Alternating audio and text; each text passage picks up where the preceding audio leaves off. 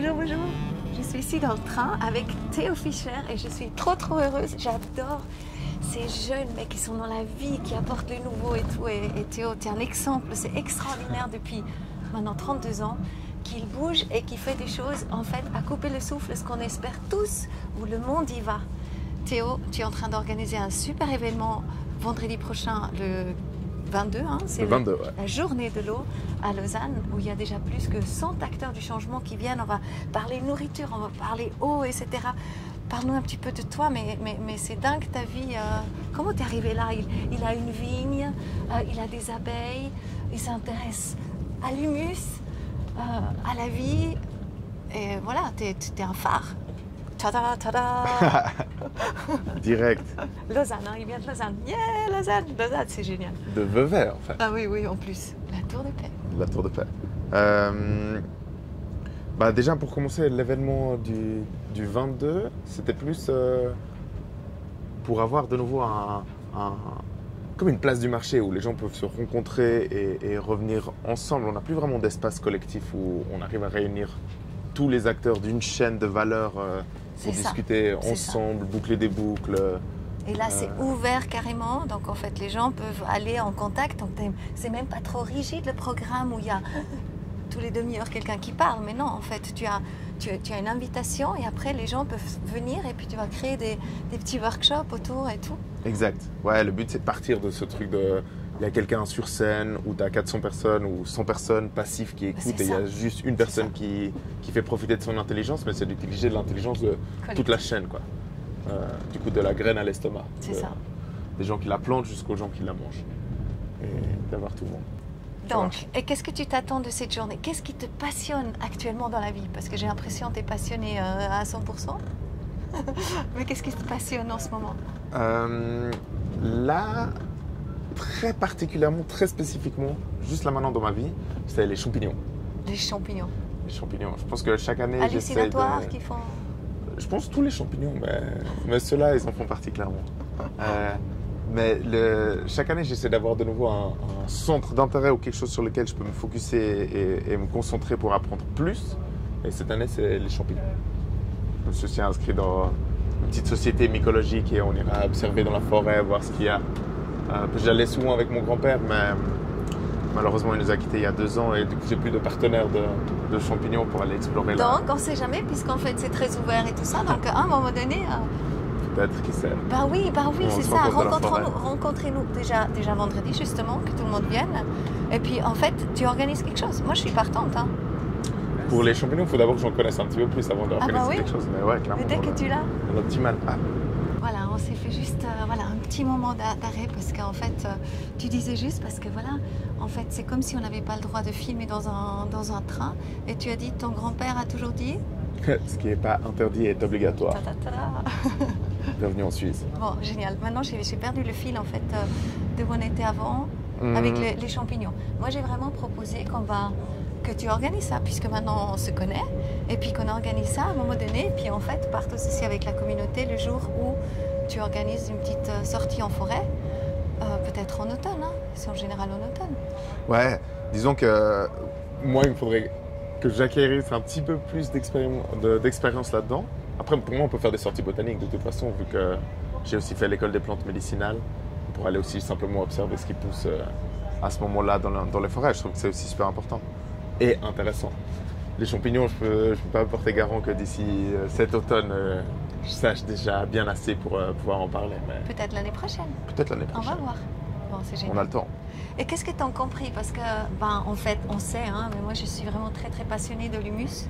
Justement, cette terre vivante, que quand on a une poignée de humus, en fait, dans les mains, et puis qu'il y a 7 milliards, plus de 7 milliards de micro-organismes qui sont là, et on peut les renifler. Et en fait, ça apporte la santé pure.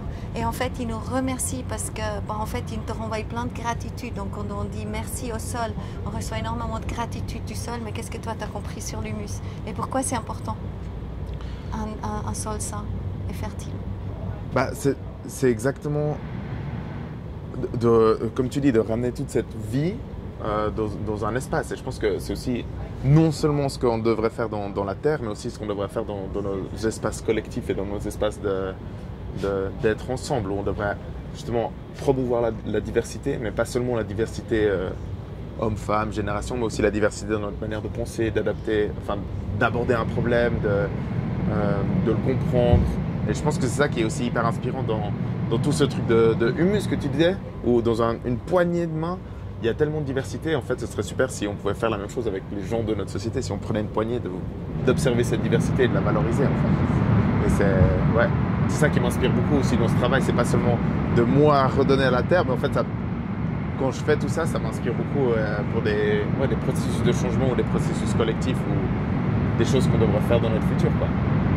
De regarder comment est-ce que la nature crée du humus et qu'est-ce qui se passe dans ces processus-là, comment est-ce que nous, on peut les adapter à nos sociétés et nos structures communes, quoi. Ce qui est incroyable aussi, c'est qu'il a étudié, en fait, tu as fait Betriebswissenschaft, Wirtschaft, à Saint-Gall. Il parle un parfait suisse-allemand et tu as fait un master en Suède. En Suède. Sur quoi le leadership stratégique pour la durabilité, mais c'était plus une exploration. Non, c'était pas celui-là que je voulais parler, en fait.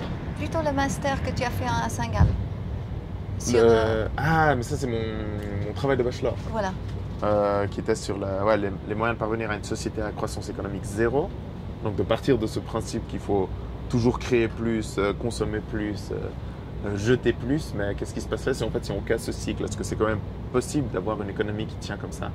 Et en fait, oui, clairement. C'est juste que ce serait différent. Ce serait des différentes sources de valeur, ce serait des différents systèmes. Ce sera comment, en quoi différent? Premièrement, de nouveau, c'est de ramener toute cette diversité, comme on dit. Ce ne serait pas d'avoir un système qui est le même partout dans le monde, mais peut-être qu'on aurait un système économique qui est différent à Lausanne, à Lucerne, où on va aujourd'hui, à Berne, à Vevey, avec des systèmes de valeurs différents, des manières de comprendre la valeur qui est différente. Du coup, ce serait vraiment de ramener toute cette diversité, exactement comme un sol, si on le prend ici en Suisse ou qu'on le prenne, je sais pas, même dans le fin fond du Jura, ce ne sera pas le même. Et du coup, de s'inspirer de ça aussi, de ramener cette diversité-là dans nos écosystèmes et nos systèmes économiques aussi. Donc, quand on parle de ça, qu'est-ce que tu verrais, par exemple, maintenant pour la région de Lausanne, comme ça, comment tout le monde pourrait collaborer le mieux par rapport à une région maintenant? Je pense que ce qui est vraiment super difficile, justement, c'est qu'on est complètement atomisé. Et tout notre mode organisatoire fait qu'on est tous, chacun pour soi, à acheter ses habits, faire ses commissions, avoir sa maison, son diplôme, sa carrière. On ne pense jamais en termes de collectif. Qu'est-ce qui fait qu'en fait, on vit ensemble? Qu'est-ce qui fait que Lausanne est Lausanne? Pourquoi est-ce qu'on habite là-bas? Est-ce que c'est simplement pour avoir un job dans la région? Ou est-ce qu'il y a quelque chose de plus qui nous relie, en fait, en tant que collectif? Je pense que les bases de la base, c'est vraiment d'avoir de nouveau des espaces où on peut se voir pour discuter, mais aussi négocier quel genre de valeur est importante à nos yeux, en fait. Plutôt que de réimporter ces définitions de valeur, il revient, si jamais. Oui, c'était intéressant là. On s'est juste fait intercepter justement de ne pas filmer dans le train et tout ça. Oui, on a dû le suivre. Qu'est-ce que ça fait avec toi, des moments comme ça, en fait? C'est assez fatigant, en fait. Pour moi, c'est vraiment l'archétype de la Suisse, quoi. Tout a une règle. Et du coup, ça laisse plus beaucoup de place pour la créativité parce que tout est réglé et beaucoup de choses sont interdites. Et pour notre génération, là où on a envie de surtout, je sais pas, s'impliquer, faire des choses, sortir un peu du cadre, c'est difficile dans un système qui est autant réglementé et qui fonctionne. Du coup, pourquoi changer un système qui fonctionne? C'est un peu toujours la rhétorique qui revient assez rapidement. Mais ouais, c'est très difficile de pouvoir monter aussi, je sais pas, de prendre des structures qui sont vides, de se réapproprier de la terre, de ce genre de choses. C'est extrêmement difficile parce que tout est réglementé. Donc là, par rapport à ta vision justement d'aller dans un monde où il n'y a pas de croissance économique comme ça, qu'est-ce qu'on travaille à ce niveau-là aussi, par rapport au contrôle, par rapport à prendre la liberté quelque part, hein, liberté d'expression, liberté de... Ouais, et puis liberté d'être différent aussi.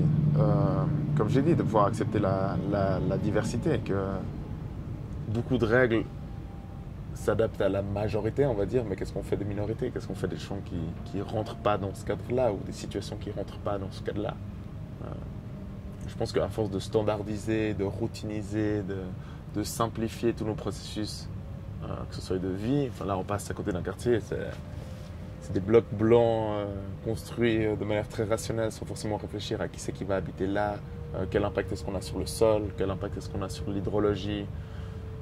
C'est des règles de base qu'on suit sans forcément se poser de questions et sans forcément les adapter au contexte dans lequel elles sont mises en place. Et je pense que d'avoir des systèmes diversifiés, on devra plus vivre ça. Halt, Zoffingen. C'est ça que moi je trouve aussi super intéressant, c'est que du coup, si on casse certaines règles, à quoi ça va ressembler? Aucune idée, vraiment. Mais c'est ça qui devient beau, c'est qu'on laisse de nouveau de la place à la complexité pour... Et la grande invitation, c'est vraiment ouvrir, en fait, faire ce qu'on ressent que juste, suivre notre cœur et puis, en fait, pas avoir peur, hein, avoir du courage aussi. Ouais. Et des fois, faire un peu des choses illégales aussi, je pense. C'est ça, on fait comme ça. Mais là, officiellement, on se donne rendez-vous le 22. Et puis, comment on peut rentrer dans ton réseau, par exemple? C'est une bonne question, je suis en train de réfléchir à ça. Je ne suis pas encore très habile à ce niveau-là. Mais je pense que dès que je fais des rencontres, comme toi, Coco, aujourd'hui, c'est clairement après des gens auxquels je pense et qui font partie de ma constellation de personnes. Voilà, c'est ça. Et puis après, on mettra le lien plus tard sur YouTube de toute façon. Et puis en tout cas, moi, je te souhaite vraiment plein de succès dans tout ça. Je sais qu'on va faire chemin ensemble aussi parce que tout ce que tu dis, moi, ça me passionne tellement aussi. Et je crois que vraiment, on a beaucoup de choses en commun. Et vraiment, voilà, Theo Fischer. Trop contente de te connaître, de te rencontrer aujourd'hui dans le train. Donc c'est génial, qui nous amène à un événement Shift. Aujourd'hui, c'est au Zukunftsvögel.